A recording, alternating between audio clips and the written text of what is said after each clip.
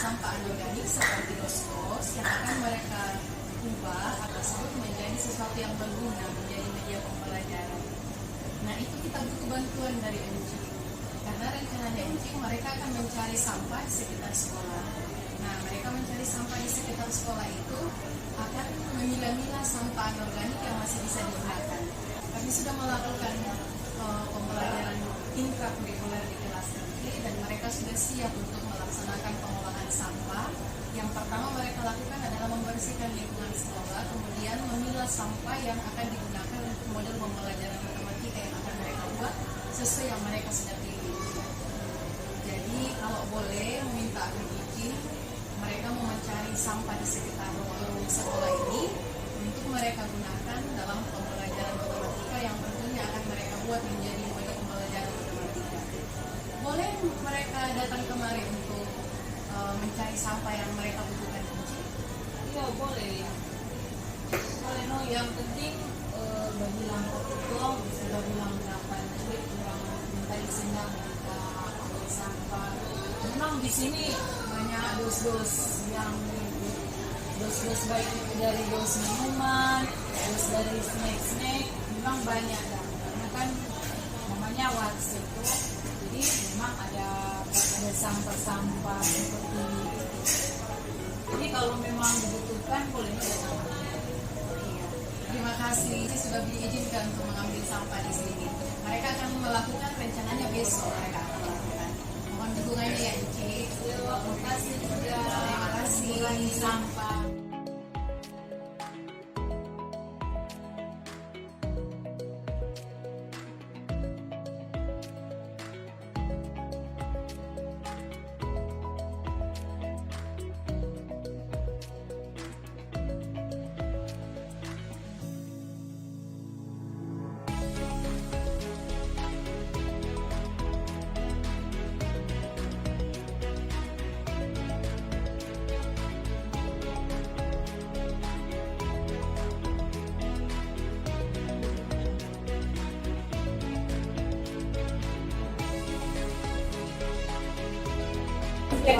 Selamat siang Ibu Lita.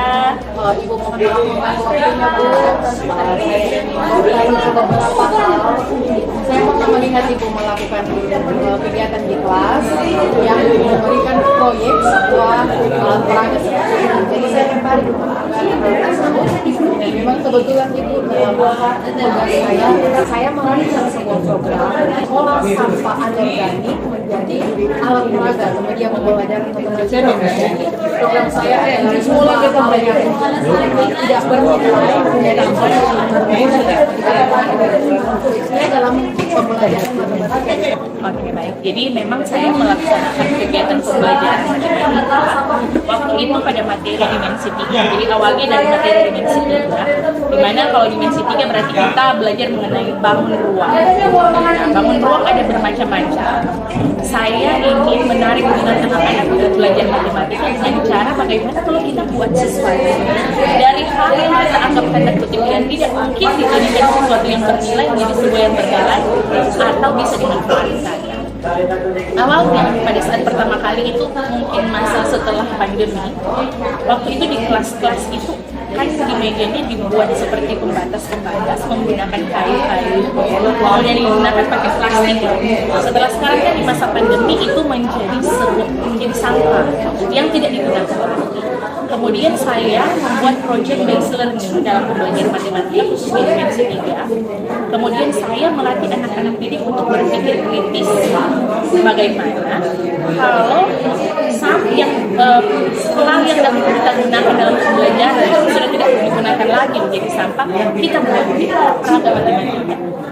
Tapi untuk mengakomodir semua murid, saya memberikan kesempatan kepada mereka memilih bangun ruang apa yang mereka rasa gampang, sangat mudah mereka untuk buat. Dari hasil itu memang anak-anak bukan cuma membuat bangun yang seperti ini. Mereka menggunakan sisa-sisa besi, jadi dilas. Kemudian menggunakan ada titik-titiknya. Jadi prosesnya tercover dalam video yang mereka lakukan. Meskipun Ibu sudah tidak membimbing pada saat mereka di rumah, mereka tetap ada videonya. Jadi kalau saya boleh memikirkan dan menyimpulkan pembelajarannya yang dilakukan di kurikulum dengan prosedur. Iya. Kebetulannya ada 2 pertemuan di awal, kemudian mereka memang juga sudah mulai meracik kemudian dibawa pulang selesai di rumah, termasuk mungkin yang kelasnya. Iya. Lebih bersemangat. Terima kasih buat Terima kasih ya kita.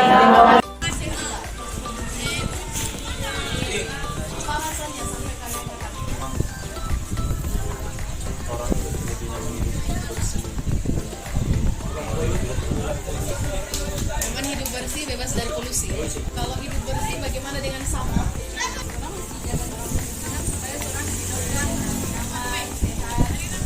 Kegiatan yang kalian minati untuk menimbulkan kepedulian terhadap lingkungan. Kalau misalnya berbelanja, buat sendiri.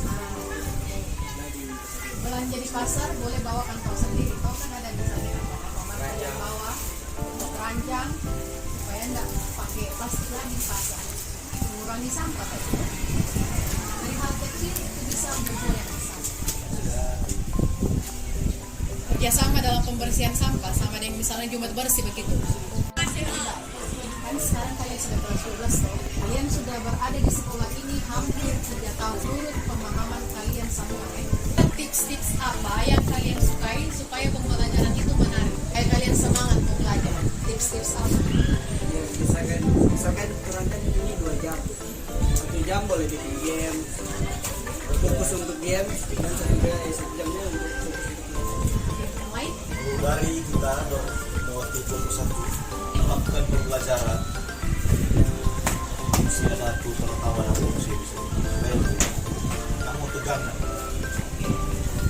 Jadi, kamu dapat mengatur jadi suasana kelas kondusif, ada leluconnya supaya kamu mengantuk, tetapi proses pembelajaran juga tidak salah Pemahaman kalian yang sudah kalian bagikan sekarang